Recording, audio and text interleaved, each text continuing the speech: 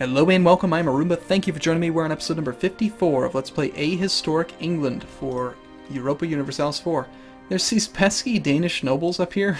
They've sieged this thing and they're just kind of hanging out. I don't think that Denmark can actually handle it, so I'm going to take care of it for them. We'll take these ships actually and send them to Holland, and then we'll take this fleet that's forced marching for no reason. I really wish I could get this fixed. I can't. I was trying to find the way to fix it, and I don't know, somebody, like that one's not enabled, but then this one, there we go. Okay, so that's what you have to do. You have to create a new unit, and then somehow that goes away. This is still so bugged out. But I hope none of these other guys were flagged as forced marching, because having a tiny little army forced marching would be not good. See, they are. Yeah. Let's do the new unit, send one over, select this unit, disable, combine. There we go. That is apparently how you fix it. Now we do have a little bit of revolt possible in our own lands, mostly due to the fact that we're actually trying to convert one of them, and we're coring this one. They are just problematic. Nationalism. That's a lot of military power to spend on it. I'm not going to do that. Now, come to think of it, I have, right now, 8 out of 8 relations. We're still years away from being able to annex anybody, so all of this extra diplomatic reputation isn't really helping me very much. That would help for things like annexation and integration. We have tons of royal marriages. But what might make more sense is changing to an advisor. Brandenburg actually really likes me. Changing to an advisor that would do like faster improved relations or something. So let's look at that in a second.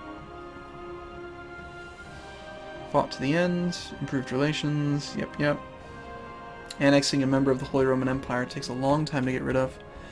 Let's see, diplomatic reputation, yeah, let's change off that for a while. We'll do better relations over time, maybe.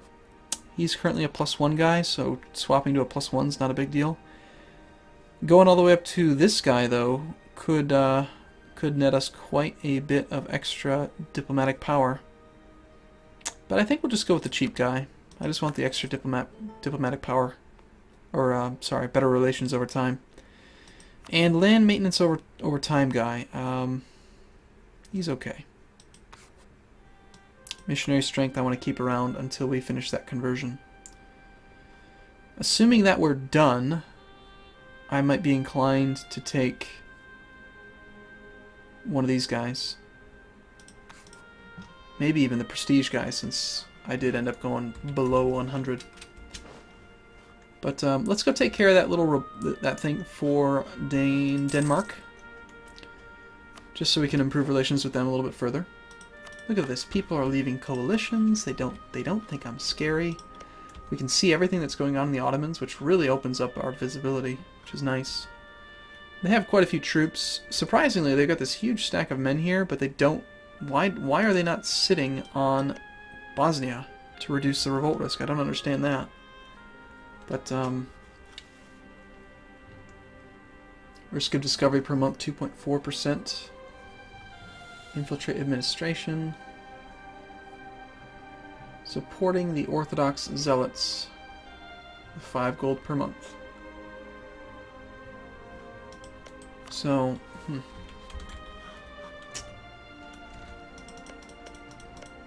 I want to see revolt risk. What was my revolt risk map mode?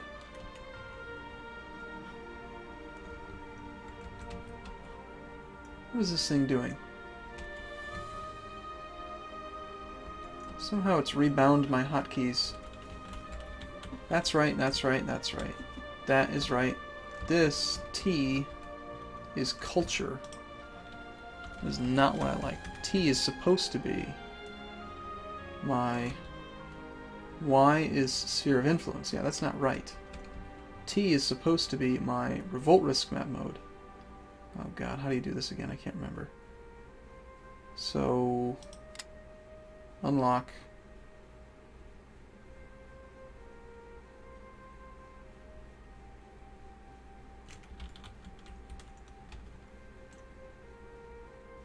Left click to show, right click to deselect it as a primary. Yeah, culture I don't care about. Sphere of influence I don't care about.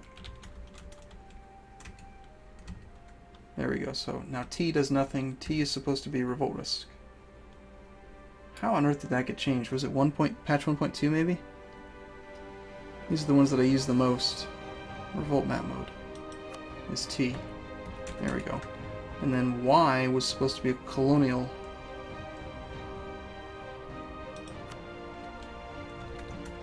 Okay, there we go. So now we're on T. Still doesn't really show me what I want. It doesn't allow you to click on the Ottomans and see it from their perspective, which a lot of that kind of stuff you can do easily in CK2. Like you can go to all kinds of different map modes and see it from their perspective, which is really useful. But Gallery, unfortunately, is getting beaten up by peasants, which is funny. Waiting on these guys to get up there, get to the boats, get to the chopper. Making a good bit of money again. Although we could be making quite a bit more. We are actually over our force limit somehow. Did I just like suck at math, or did I inherit ships or something? Or did my force limit go down? I think I just suck at math. How much is it costing me being over it by that much? Extra 1.5. Well, we can afford it. So we'll take all these dudes and temporarily boost up our maintenance just to get one good tick of increased morale.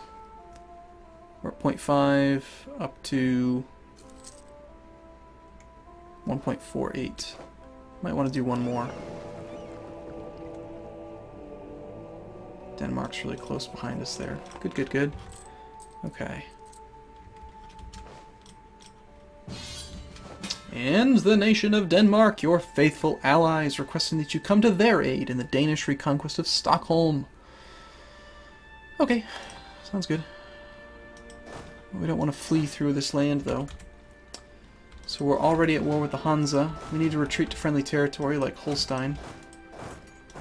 And actually, no, we actually have to retreat all the way home, I think. Because we still are in exile. Be bad. Be quite bad to fight against them right now. But that's, I mean, we're barely at war with anybody, really. And actually, we could get a lot of blockades in up here. Since we have such naval superiority. Well, let's real quick go take care of this thing, drop off detach a siege to take care of it for them. We've gained the diplomatic insult Casus Belli. We get somebody. Saxony. And how are you guys doing? Do you want one more tick, maybe, of morale, just to make sure we don't lose too many men to that? Yeah, Holstein's not going to cut it. We've got to actually get all the way home. These troops will have to somehow get around.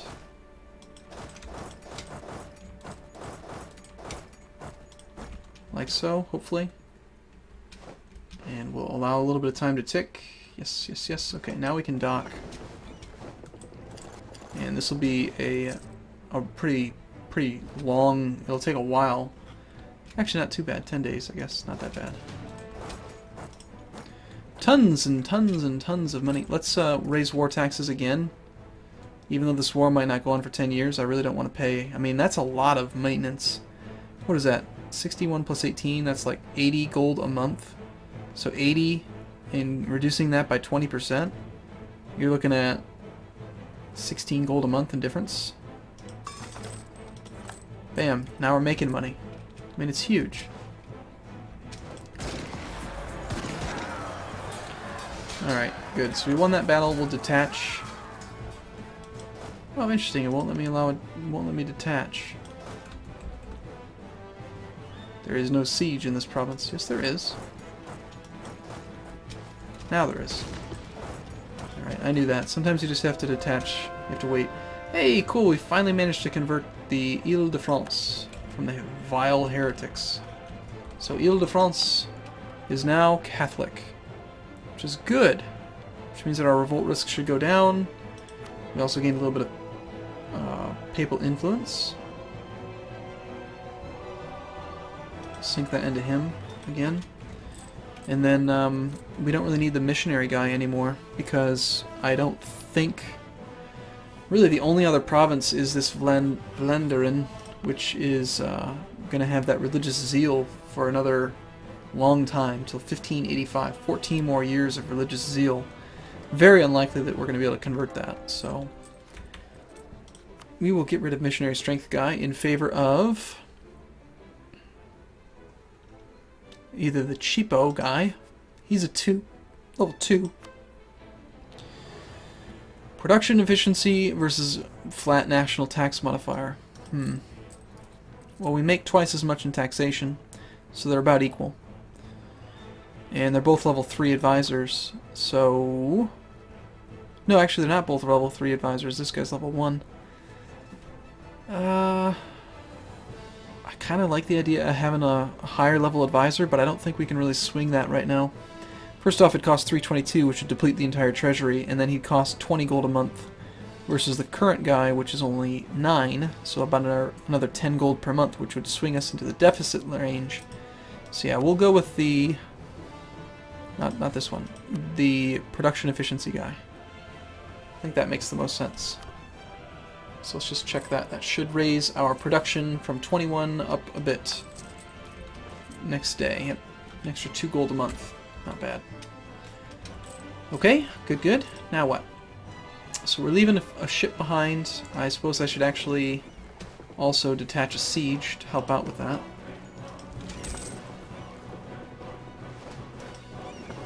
And then we'll take that fleet then and bring them over to Holstein. This army is ready now. We'll go beat him up. We've got Winston de Clifford in here, ready to beat some butt. It's glorious. I read in one of the starting the game notes that if you have a fleet in the water, like the sea zone, next to a straight crossing, that little dashed line there, you can block them from travel, which is really quite good. Now from here to here, does it look like there's a river crossing? I don't really think so.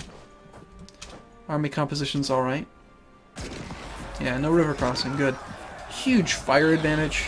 We are a 4, he's just a 1. Looks like we're going to have a shock advantage as well. And look at that, we've actually got fantastic discipline. Reform of commission buying. I don't even remember having that high of a discipline. Spirit de Corps. Was that... Where did that idea come from? There it is. Reform of commission buying. And a Spirit de Corps. Okay, cool. That's a lot of discipline. My manpower is actually increasing. I mean, we are doing just fine. What can we do with some of this money, though? I feel like getting my naval force limit up would be pretty useful. And I remember there being buildings that increase it.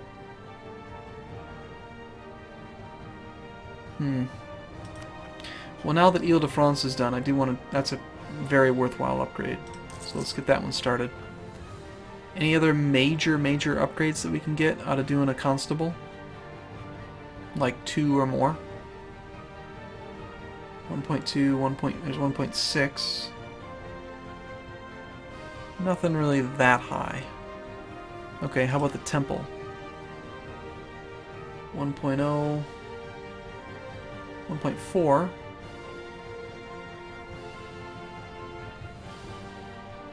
I guess we'll build 1. More papal influence couldn't hurt. More manpower as well. Yeah, I think we need a little bit more manpower. Why not? Could not hurt. And actually, we really don't need to leave these men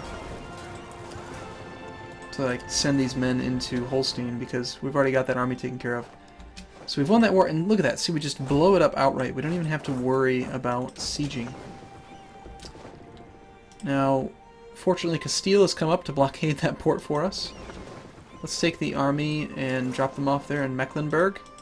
And we'll detach, and then go here. Detach, and then go here. Although Winston's got a siege score of 3, so we should really leave him behind. Let's do detach, detach. Take the smaller one, and the smaller one, and then leave Winston behind. Well, that took all my artillery. Alright, let's take your cav. Let's send the cav away. And let's take the... I want to send half of the infantry away. We'll just leave it behind. A small army of infantry plus all of the artillery plus Winston.